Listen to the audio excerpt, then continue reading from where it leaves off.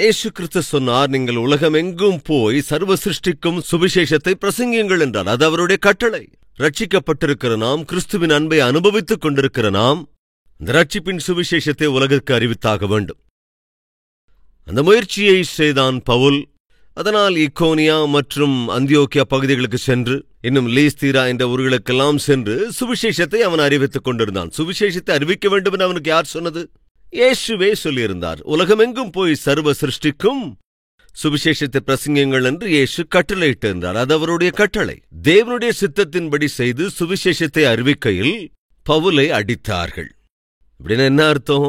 நாம் தேவ சித்தத்தை செய்கிற வேளையில சுவிசேஷத்தை பிரசங்கித்தால், சுவிசேஷத்தை பிரசங்கிக்கச் செய்தால், நம்முடைய வாழ்க்கையில நாம் உயிரோடு இருக்கிற இந்த காலத்தில் சாதாரணமாக சகஜமாக சிரமங்கள், கஷ்டங்கள், சிக்கல்கள், பிரச்சனைகள், வியாதி, வேதனைகள் இருக்கும். உலகத்தார், அந்நியர்கள் எப்பேற்பட்ட கஷ்டங்களுக்குள்ளாக இருக்கிறார்களோ, எப்பேற்பட்ட சிரமங்களை அனுபவிக்கிறார்களோ, இன்னும் பாடுகளை, வியாதிகளை காண்கிறார்களோ, அதே வியாதி வேதனைகளுக்குள்ளாக, சிரமங்கள், கஷ்டங்களுக்குள்ளாக நாமும் செல்வோம். அப்ப மனதில் எழும் கேள்வி என்னவென்றால், அப்போ அவங்களுக்கும் கஷ்டங்கள் வருது, நம்மளுக்கும் அதே கஷ்டங்கள் வருதுன்னா அப்ப டிஃபரன்ஸ் என்னங்க இருக்கு? நாம தேவனை சேவிப்பதிலே, தேவனை விசுவாசிப்பதிலே இந்த கேள்வி சாதாரணமாக எழக்கூடும். எழுமா எழாதா? பிறருக்கும் கஷ்டங்கள் இருந்து, ஆண்டவரை அறியாதவர்களுக்கும் கஷ்டங்கள் இருந்து, அதே கஷ்டங்கள் நமக்கும் வருகிறது என்றால் அப்போ தேவனை நம்ப வேண்டிய அவசியம் என்ன இருக்கிறது என்ற கேள்வி சாதாரணமாக எழலாம். இப்போ என்னுடைய கேள்விக்கு பதில கொஞ்சம் யோசிச்சு பாருங்க. உங்களுக்கு வருகிற கஷ்டங்கள், உங்களுக்கு வரும் சிரமங்கள், உங்களுக்கு வரும் சிக்கல்கள், உங்களுக்கு வரும் பிரச்சனைகள், பண பிரச்சனைகள், ஆரோக்கிய குறைவுகள், இவையிலிருந்து விடுதலை தருவார் என்பதற்காக இயேசுவை விசுவாசிப்பவர் உண்டா? இந்த கேள்விக்கு தயவு செஞ்சு பதில் சொல்ல முயற்சி செய்யுங்க.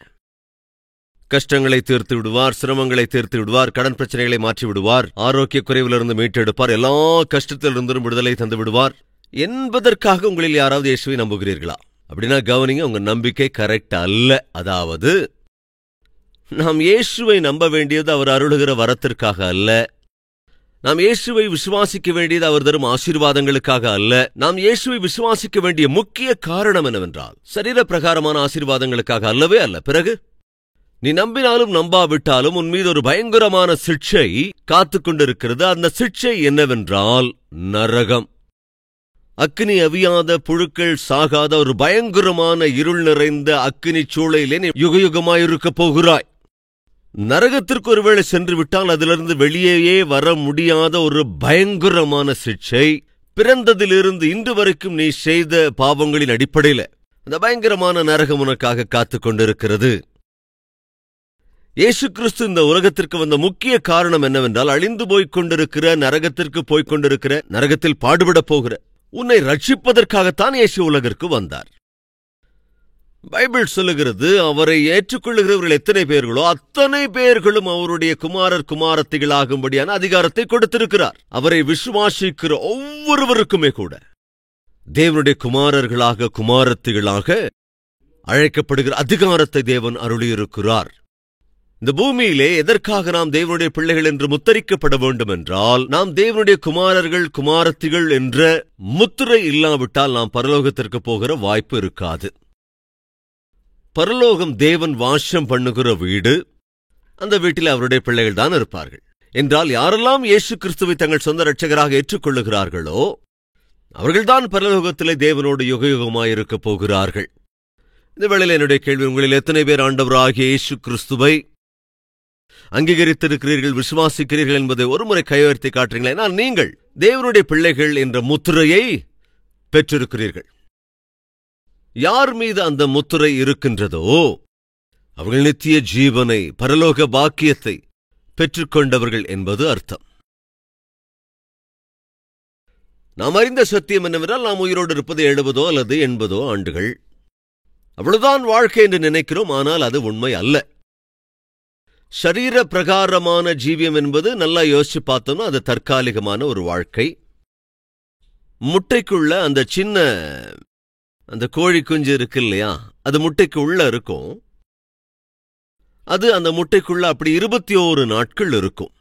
அப்படி 21 நாட்கள் அந்த முட்டைக்குள்ளாக இருக்கும்போது அது என்ன நினைக்குமா? இதுதான் என்னுடைய பிரபஞ்சம், இதுதான் என்னுடைய வாழ்க்கை, இதுதான் என்னுடைய ஆயுள். எது அதோட பிரபஞ்சம்? அந்த முட்டை.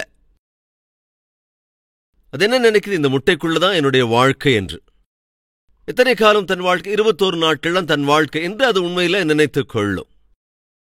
என்னுடைய ஆயுள் 21 நாட்கள் தான், என் வாழ்க்கை இந்த முட்டைக்குள்ளாகத்தான் என்று நினைத்து நினைத்து நினைத்து அந்த 21 நாட்கள் கடந்த பிறகு அந்த ஓட்டை உடைத்துக் கொண்டு அது வெளியே வருகிறது. அப்ப இந்த மகா பெரிய உலகத்தை பார்த்து அப்படியே ஆச்சரியப்பட்டுடும், பூரித்து வியந்து, என்னது இவ்வளவு பெரிய உலகமா? தயவு செஞ்சு கவனிங்க, இந்நாட்களில் நாம் எல்லோருமே கூட ஒரு முட்டைக்குள்ளதான் இருக்கிறோம். எது அந்த முட்டைன்னா, நம்ம கண்களுக்கு முன்னால இருக்கிற இந்த உலகம்தான். இது ஒரு முட்டை மாதிரி தான். எவ்வளவு காலம் நம்ம ஆயுஷ் அதிக பலத்தோடு இருந்தா 70 அல்லது 80 வருடங்கள், அதுதான் நம்ம ஆயுள் காலம் அப்படின்னு நாம நினைக்கிறோம். ஆனா அது உண்மை இல்ல. ஆயுள் என்பது உங்கள் சரீரத்துக்கு தானே தவிர ஆவிக்கு அல்ல. ஏனென்றால் ஆவி ஆத்மாவுக்கு மரணம் இல்லை. எப்பொழுது இந்த சரீரத்திலே இருக்கிற ஆவி இந்த சரீரத்தை விட்டு பிரிகிறதோ அப்பொழுது இந்த சரீரம் மண்ணுக்கு இரையாகிறது. ஆவியை சுமந்து கொண்டிருக்கிற சரீரம் அந்த ஆவியை, அதாவது சுமந்து கொண்டிருக்கின்ற ஒரு வாகனம்தான் இந்த சரீரம். சோ கவனிங்க, இந்த சரீரத்துக்குள் இருக்கிற ஆவிக்கு மரணம் இல்லை. யுகயுகமாய் அந்த ஆவி இருக்க போகிறது. எனவே நாம் புரிந்து கொள்ள வேண்டியது என்னவென்றால், இயேசு கிறிஸ்து இந்த உலகத்திற்கு வந்ததே நரகத்திற்கு போக வேண்டிய உன்னுடைய ஆவியை ரட்சிப்பதற்காகவே. உன்னுடைய ஆவி உன் சரீரத்திலே இருக்கும்போது என்னென்ன தவறுகளை எல்லாம் அது செய்ததோ, அதாவது சரீர பிரகாரமாக நாம் செய்த பாவத்தினாலே ஆவிக்கு சிக்ஷை வரப்போகிறது. யுகயுகமாய் அந்த ஆவி நரகத்தில் தள்ளப்பட போகிறது. இது மிகவும் பயங்கரமான சிக்ஷை. இந்த பயங்கரமான சிக்ஷையிலிருந்து நம்மை தப்புவிப்பதற்காகத்தான் தேவன் தம்முடைய குமாரனை, ஆண்டவராகிய இயேசுவை இந்த உலகிற்கு அனுப்பினார். எதற்காக அனுப்பினார்? நீயும் நானும் கெட்டழிந்து போகக்கூடாது என்பதற்காக. நீயும் நானும் என்றால் ஒரு கேள்வி. சதீஷ்குமார், அதாவது என்ன, நீங்க சதீஷ்குமார் அப்படின்னு அழைக்கிறீங்க. இப்போ நான் சதீஷ்குமார். இப்ப என்னுடைய கேள்வி என்னன்னா, அந்த சதீஷ்குமார் அப்படிங்கிற பேர் என்னுடைய ஆவிக்குரியதா சரீரத்துக்குரியதா? அது என் சரீரத்திற்கு வைத்த பெயர் அப்படிங்கிற கையெழுத்துங்களை பார்க்கலாம். எஸ், சதீஷ்குமார் என்றால் அது இந்த சரீரம், ரைட். ஒரு நாள் நானாக இருந்தாலும் நீங்களாக இருந்தாலும் நாம் எல்லோருமே இந்த உலக யாத்திரையை முடித்தாக வேண்டும். அப்போ செய்தி வரும். என்னன்னு உங்களுக்கு தெரியுமாங்க? என்னது? அவரு போயிட்டாராம். யாரு போயிட்டாரு? அந்த சதீஷ்குமார் போயிட்டாராம். சதீஷ்குமார் போயிட்டாரா? அங்க சரீரம் இருக்குமா இல்லையாங்க? இந்த பாடி அங்க இருக்குமா இல்லையா? அப்ப சதீஷ்குமார் போயிட்டாங்கன்னு என்ன அர்த்தம்? பாடி அங்கதானே இருக்கு. இங்கிலீஷ்ல என்ன சொல்லுவாங்க? passed away. He's gone. He's no more. No more என்னங்க? கண்ணு முன்னால தானே இருக்காரு சதீஷ்குமார். பாக்ஸ்ல இருக்கும்ல சதீஷ்குமாரோடைய பாடி. இல்லைங்க, அவரு போயிட்டாருங்க. அவர் ஜேர்னி அவர் முடிச்சுட்டு அவரு போயிட்டாரு. கொடுக்கப்பட்ட ஊழியத்தை செஞ்சு முடிச்சுட்டு அவரு போயிட்டாரு. சதீஷ்குமார் இல்லைங்க, அவரு போயிட்டாருங்க. எங்க போயிட்டாரு? ஆண்டவர்கிட்ட அவரு போயிட்டாருங்க. இப்ப நான் சொல்றது உங்களுக்கு புரியுதா? உங்கள சில பேருக்கு, பிரதர் அப்படியெல்லாம் சொல்லாதீங்க பிரதர், சதீஷ்குமார் போயிட்டாரு. அப்கோர்ஸ் என்ன நேசிக்கிறவங்க, அதனாலதான் முதல்ல சொன்னேன், நீங்க நாள எல்லாரும் ஒரு நாள் போக வேண்டியவங்க தான். ஷோ கவனிங்க, அவரு இல்லைங்க. ஒரு காலத்துல அவரு உயிரோடு இருக்கப்போ ரொம்ப பெரிய ஊழியம் பண்ணாரு, தூய வார்த்தைகளை பிரசங்கம் பண்ணாரு. ஆனா இப்ப அவரு இல்லைங்க, அவரு போய் சேர்ந்தாரு, அவரு போயிட்டாரு. இப்போ சொல்லுங்க, அவரு போயிட்டாரு அப்படின்னு சொன்னா அது என் சரீரமா என்னுடைய ஆவியா? இப்போ சதீஷ்குமார் இல்லைங்க, அவரு போய் சேர்ந்துட்டாருங்க. எங்க போய் சேர்ந்து? ஆண்டவர்கிட்ட போயிட்டாருங்க. இப்ப நீங்க சொல்லுங்க, சதீஷ்குமார் அப்படிங்கிற பேரு எனக்கு சரீரத்துக்குள்ளதான் ஆவிக்குள்ளதா? சோ என்னோட ஆவிக்கு, அதாவது அப்கோர்ஸ் சாதாரணமா ஒரு பிள்ளை பிறக்கும் போது அந்த பிள்ளைக்கு நாம் ஒரு பேரு வைக்கிறோம். ஆனா வாஸ்தவமா பார்த்தா சதீஷ்குமார் என்ற பெயர் ஜீவ புத்தகத்துல எழுதப்பட்டிருக்கிறது. யாருடைய பெயரெல்லாம் ஜீவ புத்தகத்திலே எழுதப்படுகிறதோ அந்த நபர் பரலோகத்திலே யுக யுகமாய் வாழ்ந்திருப்பார். நான் சொல்ல வர்றது என்னன்னா, நாம இந்த உலகத்துல தற்காலிகமாகத்தான் வாழ்ந்துகிட்டு இருக்கிறோம். அச்சு அசலான வாழ்க்கை என்பது இந்த பூமி என்கிற இந்த முட்டைக்குள்ள அதனுடைய ஓட்டை உடைத்துக் கொண்டு இந்த சரீரத்திலிருந்து நம்மாவி வெளியே போகுது இல்லையா? அப்படி வெளியே போகும்போது நாம் கேட்டிராத, நாம் இருவரை பார்த்திராத மகா அற்புதமான ஒரு உலகத்தை நாம் காணப்போகிறோம். தேவன் வெளிச்சம் உண்டாவதாக என்று சொன்னபோது வெளிச்சம் உண்டாயிற்று. இந்த பூமியில் இருக்கிற சமஸ்தத்தையும் அவர் தம்முடைய வார்த்தையினாலே உண்டாக்கினார். Everything is created out of his word. அவர் தம்முடைய வார்த்தையினால் எல்லாவற்றையும் சிருஷ்டித்தார். அதே நேரம் தயவு செஞ்சு கவனிங்க, இது நாம் பார்க்கிற இந்த மகா பிரபஞ்சம், அதுல 8% மாத்திரம்தான் நாம் பார்க்க முடியும். 92% தேவன் சிருஷ்டித்த சிருஷ்டியை நம்முடைய கண்கள் காணவில்லை. அவ்வளவு அற்புதமான பிரபஞ்சத்தை தேவன் சிருஷ்டித்திருக்கிறார். ஆனால் அவர் தம்முடைய வார்த்தைகளால் மாத்திரமே 6 நாட்களில் இந்த அற்புதமான பிரபஞ்சத்தை சிருஷ்டித்தார். அதை நினைவுபடுத்துகிறேன். இயேசு கிறிஸ்து மரிப்பதற்கு முன்பு தம்முடைய சீஷர்களிடத்திலே இப்படி சொல்லுகிறார், நான் போகிறேன், என் பிதாவினிடத்திற்கு போகிறேன், உங்களுக்கான இடத்தை ஆயத்தப்படுத்துவதற்கு போகிறேன், அங்கே உங்களுக்கான வாசஸ்தலத்தை ஆயத்தம் பண்ண போகிறேன். இங்கிலீஷ்ல மேன்ஷன்ஸ் என்று இருக்கிறது, என்றால் பவனங்கள். என்றால் நாம் எல்லோருமே கூட பரலோகத்திலே தேவனுடைய ராஜ்யத்திலே யுக யுகமாய் ஜீவிப்பதற்கு தேவன் நமக்காக வாசஸ்தலத்தை ஆயத்தம் பண்ண போயிருக்கிறார். அவர் என்ன சொன்னார் என்று ஒரு முறை வாசிக்கலாம். யோவான் எழுதின சுவிசேஷம் 14வது அதிகாரம். இந்த பூமியில் இருக்கும்போது நாம் எதை எதிர்பார்க்க வேண்டும்? நாம் தேவனுடைய சித்தத்தின்படி செய்து கொண்டு முன்னேறிக் கொண்டே இருக்க வேண்டுமா? கஷ்டங்கள் சிரமங்கள் இருந்தாலும் அல்லது நம்முடைய தேவைகளை தீர்ப்பதற்காக மாத்திரமே தேவனிடத்திலே விசுவாசமா இருக்க வேண்டுமா? இந்த சின்ன பாயிண்டை உங்களுக்கு நான் குறிப்பிட்டு சொல்ல விரும்புகிறேன். யோவான் 14 முதலிலிருந்து சில வசனங்கள். உங்கள் இருதயம் கலங்காதிருப்பதாக, தேவனிடத்தில் விசுவாசமாயிருங்கள், என்னிடத்திலும் விசுவாசமாயிருங்கள். என் பிதாவின் வீட்டில் அநேக வாசஸ்தலங்கள் உண்டு. அப்படி இல்லாதிருந்தால் நான் உங்களுக்கு சொல்லியிருப்பேன். ஒரு ஸ்தலத்தை உங்களுக்காக ஆயத்தம் பண்ண போகிறேன். நான் போய் உங்களுக்காக ஸ்தலத்தை ஆயத்தம் பண்ணின பின்பு நான் இருக்கிற இடத்துல நீங்களும் இருக்கும்படி நான் மறுபடியும் வந்து உங்களை என்னிடத்தில் சேர்த்துக் கொள்ளுவேன். உங்களுக்காக ஸ்தலத்தை நான் ஆயத்தம் பண்ண போகிறேன். நீங்கள் வந்து தங்குவதற்கு தேவையான ஏற்பாடுகளை நான் செய்ய போகிறேன். ஏற்கனவே சொன்னதை போல இங்கிலீஷ் பைபிள் என்ன சொல்கிறது என்றால், I am going to prepare mansions for you. உங்களுக்கான பவனங்களை தயார் பண்ண நான் போகிறேன். அப்படி தங்குமிடத்தை ஏற்பாடு செய்த பிறகு மறுபடியும் நான் வந்து உங்கள் எல்லோரையும் என்னோடு அழைத்து போவேன் என்று தேவன் நமக்கு வாக்கு பண்ணியிருக்கிறார். அவர் நமக்கான ஸ்தலத்தை, நாம் அங்கே வாழ்ந்திருப்பதற்காக அந்த பரலோகத்தில ஸ்தலத்தை ஆயத்தம் பண்ண போனார். அப்படி சென்று இதுவரை 2000 ஆண்டுகள் சென்று விட்டது. சோ அவர் என்ன செய்கிறார்? பரலோகத்திலே உனக்கான எனக்கான ஸ்தலத்தை அவர் ஆயத்தம் பண்ணி கொண்டிருக்கிறார். 6 நாட்களில் தம்முடைய வார்த்தையினால் மாத்திரமே அவர் சிருஷ்டித்த இந்த பிரபஞ்சமே எவ்வளவு அற்புதமாக இருக்கிறது என்றால், 2000 வருடங்களாக ஆயத்தம் பண்ணி கொண்டிருக்கிற பரலோகம் எவ்வளவு அற்புதமாக இருக்கும். கொஞ்சம் யோசிச்சு பாருங்க. வார்த்தையினால் மாத்திரமே சிருஷ்டித்த இந்த சிருஷ்டியே இவ்வளவு அற்புதமாக இருக்கிறது என்றால், தம்முடைய உயிரையே தியாகமாய் கொடுத்து, தம் ரத்தத்தை சிந்தி, தாம் கிரயம் செலுத்தி, தாம் வாங்கிக் கொண்ட பிள்ளைகளாகிய நமக்காக அவர் 2000 வருடங்களாக ஆண்டவராகிய இயேசு கிறிஸ்து பரலோகத்தை ரெடி பண்ணிக்கிட்டு இருக்காரு. அப்படின்னா அந்த பரலோகம் எவ்வளவு அற்புதமா இருக்கு. கொஞ்சம் யோகிச்சு பாருங்க. அங்கே ஸ்தலத்தை ஆயத்தம் செய்த பின்பு நான் வருவேன், மறுபடியும் வந்து உங்களை நான் என்னிடத்தில் சேர்த்துக் கொள்வேன் என்று வாக்கு பண்ணினார். எனவே வாக்கு பண்ணி 2000 ஆண்டாச்சு.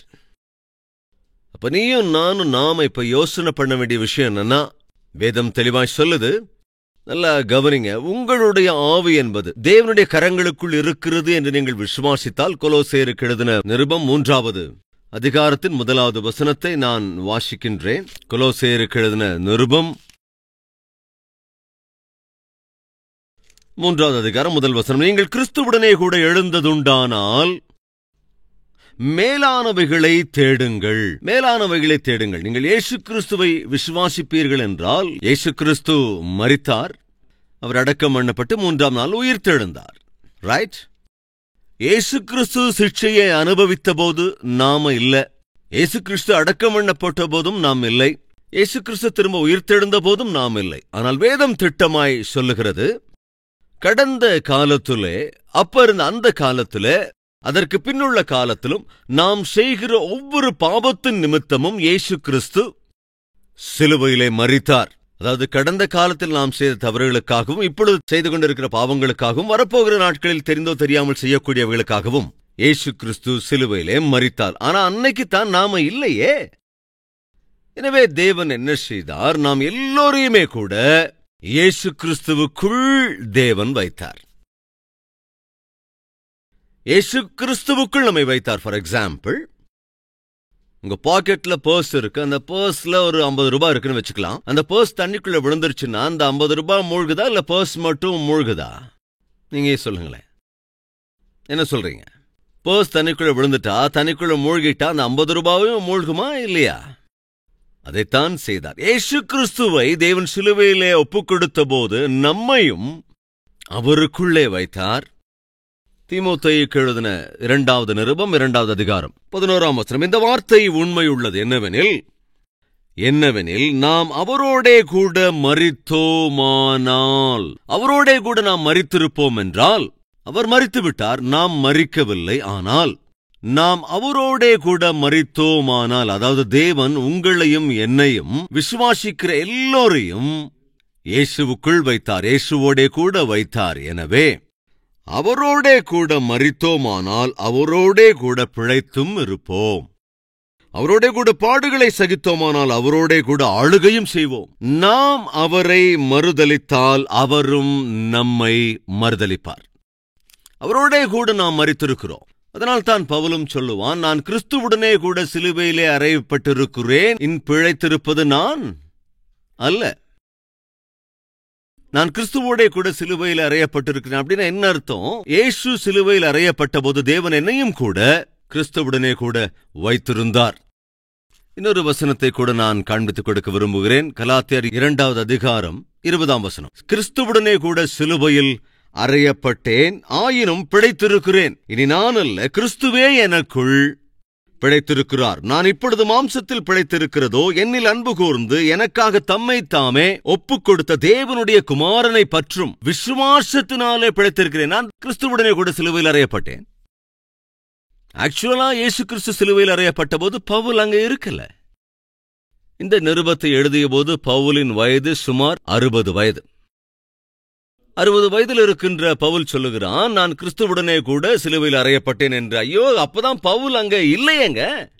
கவனிங்க, இயேசு கிறிஸ்துவை சொந்த இரட்சகராக ஏற்றுக்கொண்டிருக்கிற நம் எல்லோரையுமே கூட தேவன் கிறிஸ்துவுடனே கூட வைத்து சிலுவைக்கு ஒப்புக் கொடுத்தார். என்றால் நாம் எல்லோருமே கூட இயேசு கிறிஸ்துவோடே கூட சிலுவையிலே அறையப்பட்டோம். அதாவது இயேசுவோடே கூட சிலுவையில் நாம் மரித்தோம், அடக்கம் பண்ணப்பட்டோம். அதனால் தான் வேதம் சொல்லுகிறது, நீங்கள் இயேசு கிறிஸ்துவோடே மரித்ததுண்டானால் கிறிஸ்துவுடனே கூட திரும்பவும் எழுவீர்கள். இயேசு கிறிஸ்துவை தேவன் சிலுவைக்கு ஒப்புக் கொடுத்தார், மரணத்துக்கு ஒப்புக் கொடுத்தார், அதே போல திரும்ப எழுப்பினார். ஆனால் நம்மை மரணத்துக்கு ஒப்புக் கொடுக்கவில்லை, நம்மை சிட்சிக்கவில்லை. எனவே அடையாளமாக தேவன் என்ன செய்தார் என்றால், நீங்கள் செய்கிற பாவங்களுக்காக நான் என் குமாரனை சிட்சிக்கிறேன், மரணத்துக்கு ஒப்புக் கொடுக்கிறேன், மரண சிட்சை விதிக்கிறேன். அவர் மரித்தார், அடக்கம் பண்ணப்பட்டார், அவர் திரும்ப உயிர்த்தெழுந்தார்.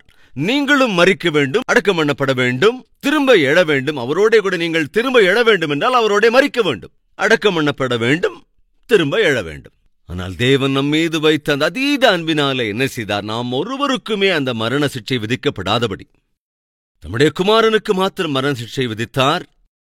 அவரை அடக்கம் பண்ணப்படுவதற்கு அவர் ஒப்புக் கொடுத்தார், அவரை திரும்ப எழுப்பினார். நமக்கு சொல்லுகிறது என்னவென்றால், அதற்கு அடையாளமாக நீங்கள் ஞான ஸ்நானம் எடுத்துக்கொள்ளுங்கள். ஞான ஸ்நானம் அப்படிங்கிறதுக்கு அர்த்தம் என்ன தெரியுமா? இயேசு கிறிஸ்து மரித்தார், நானும் கூட மரிக்கிறேன். இயேசு கிறிஸ்து அடக்கம் பண்ணப்பட்டார், நானும் கூட அடக்கம் பண்ணப்படுகிறேன். இயேசு கிறிஸ்து திரும்ப உயிர்த்தெழுந்தார், நானும் கூட திரும்ப உயிர்த்தெழுகிறேன். எப்படி? ஞான ஸ்நானத்தின் மூலமாக. ஆக்சுவலா தம்முடைய குமாரனுக்கு மரண சிக்ஷையை, மரணத்தை, திரும்ப உயிர்த்தெழுகிற அனுபவத்தை கொடுத்தார். நமக்கோ அடையாளமாக ரோமருக்கு எழுதின நிருபம் 6வது அதிகாரம், ரோமருக்கு எழுதின நிருபம் 6வது அதிகாரம் 3வது வசனத்தை வாசிக்கிறேன். கிறிஸ்து இயேசுவுக்குள்ளாக ஞான ஸ்நானம் பெற்ற நாம் அனைவரும் அவருடைய மரணத்துக்குள்ளாக ஞான ஸ்நானம் பெற்றதை அறியாமல் இருக்கிறீர்களா? மேலும் பிதாவின் மகிமையினாலே கிறிஸ்து மரித்தோரிலிருந்து எழுப்பப்பட்டது போல நாமும் புதிதான ஜீவன் உள்ளவர்களாய் நடந்து கொள்ளும்படிக்கு அவருடைய மரணத்திற்குள்ளாக்கும் ஞான ஸ்நானத்தினாலே கிறிஸ்துவுடனே கூட அடக்கம் பண்ணப்பட்டோம். தேவன் தம்முடைய குமாரனை நிஜ மரணத்திற்கு ஒப்புக் கொடுத்தார். உண்மையான மரண சிக்ஷைக்கு கிறிஸ்துவை அவர் ஒப்புக் கொடுத்தார். உண்மையாக அவர் அடக்கம் பண்ணப்படுவதற்கு அனுமதித்தார். உண்மையாக அவரை உயிர்த்தெழ பண்ணினார். ஆனால் உன்னையும் என்னையும் சிட்சிக்க அவர் விரும்பாததினாலே அந்த கஷ்டத்தையெல்லாம் நீங்க அனுபவிக்க வேண்டிய அவசியம் இல்லை. ஞானஸ்நானத்தின் மூலமாக என்னுடைய குமாரனுடைய மரணத்திலே நீங்கள் பங்கெடுத்து, ஞானஸ்நானத்தின் மூலமாக என் குமாரனின் அடக்கம் பண்ணப்படுதலில் நீங்களும் பங்கெடுத்துக் கொண்டு, பேப்டிசம் மூலமாக என் குமாரனைப் போலவே நீங்களும் தண்ணீரிலிருந்து எழும்பி திரும்ப எழுங்கள். நிறைய பேருக்கு இன்னைக்கு பேப்டிசம்னா அது மேரேஜுக்கான பேப்டிசம், சர்டிபிகேட் பேப்டிசம், இதெல்லாம் ஒரு ஆச்சாரம் அப்படின்னு நாம நினைக்கிறோம். ஆனா இதுதான் உண்மை. எப்பொழுது நீ பேப்டிசம் எடுத்துக்கொள்கிறாயோ அப்ப அங்க என்ன நடக்குது? நான் மரிச்சிட்டேன். அப்ப மரிச்சு போனவங்களை என்ன செய்வாங்க? அடக்கம் பண்ணுவாங்க. அதுதான் அங்கே செய்யப்படுகிறது. நீ பாவத்திலே மரிக்கிற வேளையிலே உன்னை என்ன செய்வார்கள்? ஆவிக்குரிய வாழ்க்கையிலே நீ கிறிஸ்துவனுடைய மரணத்தை, அவருடைய உயிர்த்தெழுதலை, அதில் பங்கெடுப்பதற்காக ஞானஸ்தானத்தை எடுக்கிறாய். ஞானஸ்நானத்தில் நீ தண்ணீருக்குள் போகிறாய். தண்ணீருக்குள்ளாக போகும்போது பாஸ்டர் என்ன செய்றாரு? தண்ணீரிலே மூழ்குவார். அதற்கு பிறகு திரும்ப எழுப்புவார். உங்கள் எத்தனை பேர் என்கிட்ட ஞானஸ்நானம் எடுத்தீங்களோ அப்படி எடுத்தவங்க கையெழுத்துங்க பார்க்கலாம். என்னிடத்துல ஞானஸ்நானம் பெற்றவர்கள். ரைட். நீங்க கொஞ்சம் கவனமா உங்க பைபிள்ல என் பேரை நீங்க எழுதி வச்சுக்கணும். தேவதாசன் சதீஷ்குமாருக்கு வாழ்க்கை பூரா நன்றியோட இருக்கணும் அப்படின்னு. எதுக்காக இப்படி சொல்றேன் தெரியுமா? நீங்க கண்டிப்பா என்ன கொஞ்சம் நம்பி தண்ணிக்குள்ள இறங்குனீங்க. உங்களை நான் தண்ணீர்ல அப்படி மூழ்க பண்ணினேன். அப்படி மூழ்க பண்ணி ஒரு 2 நிமிஷம் அப்படியே வச்சிருந்தா நீங்க என்ன ஆயிருப்பீங்க? பேப்டிசம் எடுத்துக்கிட்டவங்க. ஒருவேளை உங்களை தண்ணிக்குள்ள மூழ்கிடுச்ச பிறகு ஒரு 2-3 நிமிஷம் அப்படியே உங்களை வச்சிருந்தா என்ன ஆயிருக்கும்? முழு மனதோட நீங்க என்ன நம்பி தண்ணீருக்குள்ள இறங்குறீங்க. என்னை நம்பினதுனாலே உங்க வாழ்க்கையை என் கரத்துல ஒப்படைச்சிங்க. உங்களை தண்ணீருக்குள்ள அப்படி மூழ்க பண்ண உங்களுக்கு நம்பிக்கை. என்ன நம்பிக்கை சொல்லுங்களேன். திரும்ப மறுபடியும் மேல எழுப்பிடுவாரு. தயவு செஞ்சு கவனிங்க. நீங்களும் நாமும் இயேசுவை நம்புகிறோம். எதுக்கு? அவருடைய கரத்திலே நான் என்னை அர்ப்பணிக்கிறேன். நான் மரித்தாலும் கூட. சதீஷ்குமார் என்ன செஞ்ச? உங்களை தண்ணீருக்குள்ள மூழ்கடிச்சதுக்கு அப்புறம் உங்களை யாருங்க திரும்ப எழுப்புனது? நீங்களே அப்படி எந்திரிச்சிங்களா? பின்னால அப்படி ஒரு கையை கொடுத்து? உங்க நம்பிக்கை கெட்டு போகல. ஏன்னா ஞானஸ்நானம் கொடுத்த உடனே திரும்ப உங்களை அப்படியே எழுப்பிட்ட. இது எதை காட்டுகிறது என்றால், இது ஒரு அற்புதமான அடையாளங்க. அதாவது நாம் இயேசு கிறிஸ்துவை விசுவாசித்து நம்முடைய வாழ்க்கையை அவரிடத்தில் அர்ப்பணித்தால் ஒரு நாள் வரப்போகிறது. நாம் எல்லோருமே கூட நம் கண்களை மூடிவிடுவோம். அவருடைய கரங்களுக்குள் நாம் நம் கண்களை மூடினால், ஒரு மேய்ப்பனாக நீங்கள் என்னை நம்பின ஒரே காரணத்துக்காக தண்ணிக்குள்ள அப்படி கொண்டு போய் உடனே எப்படி மேல எழுப்பிட்டேனோ, நாம ஆண்டவருடைய பிள்ளைகளாய் நம் கண்களை மூடின உடனே தேவன் என்ன செய்வார் தெரியுமா? நம்மை திரும்ப எழுப்புவார். பரலோகத்திற்கு அழைத்துக் கொண்டு போய் விடுவார். அதுதாங்க அடையாளம். நான் சொல்ல வந்தது என்னன்னா, அதாவது நமக்கு தெரியாமலேயே தேவன் நம்முடைய நிரந்தர வாழ்க்கையை குறித்து, நித்திய ஜீவனை குறித்து, பரலோகத்தில் நமக்காக செய்ய வேண்டியது எல்லாவற்றையும் அவர் செய்து முடித்து விட்டார். கோழி குஞ்சு 21 நாட்கள் முட்டைக்குள்ள இருந்து அந்த முட்டை தான் எல்லாம் அப்படின்னு நினைச்சுக்கிட்டே இருக்கும். நாமும் கூட இந்த பூமி என்கிற முட்டைக்குள்ளாக இருந்து கொண்டு இதுதான் எல்லாம் அப்படின்னு நினைக்கிறோம். இதுதான் எல்லாம் அல்ல. இந்த முட்டையை விட்டு உன்னுடைய ஆவி திடீரென்று வெளியே போகும். அப்படி போகிற போது ஒரு பெரிய பிரபஞ்சத்தை நீ காணப்போகிறாய். அந்த பெரிய பிரபஞ்சம் என்ன? தேவன் உனக்காக 2000 வருடங்களாக ஆயத்தம் பண்ணி கொண்டிருக்கின்ற அந்த அற்புதமான பிரபஞ்சத்தை நீ சுதந்திரித்துக் கொள்ளப் போகிறாய். அதுதான் உண்மையான பிரபஞ்சம். என் அன்பு சகோதர சகோதரிகளே, அந்த பிரபஞ்சத்தில் உங்கள் ஒருத்தரும் தயவு செஞ்சு மிஸ் பண்ணிடாதீங்க. அந்த பிரபஞ்சத்தில் தேவன் உருவாக்கி வைத்திருக்கிற அற்புத பிரபஞ்சத்திற்குள் நாம் நுழைய வேண்டும் என்றால், இந்த உலகத்தில் இருக்கிற பொன் எல்லாத்தையும் வைத்தால் கூட அந்த பரலோகத்திற்கு போகிற டிக்கெட்டை நம்மளால வாங்கவே முடியாது. அப்ப எப்படித்தாங்க பரலோகத்துக்கு போறது? ரொம்ப சிம்பிள். ஆண்டவராகிய இயேசு கிறிஸ்துவை உண்மையாய் விசுவாசிப்பதன் மூலம் பரலோகத்திற்கு நாம் போக முடியும். சொன்ன விஷயங்களை மறந்துடாதீங்க. பூமி என்கிற இந்த முட்டைக்குள்ளாக நாம் இருக்கிறோம். இது உண்மையான பிரபஞ்சம் அல்ல, அசல் பிரபஞ்சம். இந்த பூமி என்கிற முட்டையிலிருந்து நம்முடைய ஆவி வெளியே போகும்போது நாம் காண முடியும். அந்த பிரபஞ்சத்தின் உன்னதமான நிலைமையில் இருப்பதற்கு இந்த பூமியிலே நம்மால் செய்ய முடிந்த நல்ல காரியங்களை செய்வோம். அப்படி நல்ல காரியங்களிலே மேன்மையானது இயேசு கிறிஸ்துவை குறித்த செய்தியை, நற்செய்தியை, சுப செய்தியை இந்த உலகத்திற்கு அறிவிப்பதுதான். எனவே செய்தியை, இந்த நற்செய்தியை உலகத்திற்கு அறிவித்துக் கொண்டிருக்கின்ற நீங்கள் மிகுந்த பாக்கியவான்கள் என்ற சத்தியத்தை மறந்துடாதீங்க. உங்கள சில பேர் ஒரு தடவை இல்லாமல், 2 தடவை இல்லாமல், 10 தடவையோ 20 தடவைகளோ அதற்கு மேலும் கல்வாரீஸ்வரத்தை தாங்கியோர் இருக்கிறீர்கள். எதற்காக நீங்கள் இப்படி செய்கிறீர்கள்? பரலோகத்திலே உங்கள் ஆஸ்தியை சேர்த்து வைத்துக் கொள்கிறீர்கள். அதைத்தான் பைபிள் சொல்கிறது. இந்த உலகத்திலே நீங்கள் சொத்தை சேர்க்க வேண்டிய அவசியம் இல்லை. பரலோகத்திலே ஆஸ்தியை பெருக்க வேண்டும் என்றால் ஆத்துமாக்களை ஆதாயம் செய்வது. அப்படி அற்புதமான காரியத்தில் நீங்கள் பங்கெடுத்திருக்கிறீர்கள். குறிப்பாக அதற்காக உங்கள் எல்லோருக்கும் மனப்பூர்வமான நன்றியை நான் தெரிவித்துக் கொள்கின்றேன். எல்லோரும் ஒருமனப்பட்டு ஜெபிக்கலாம், கண்களை மூடி.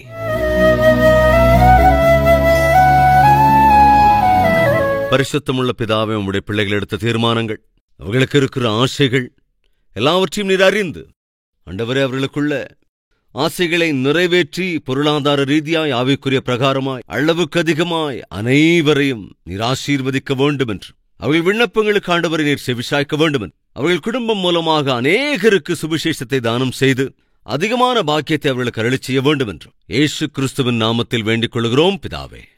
ஆமேன்.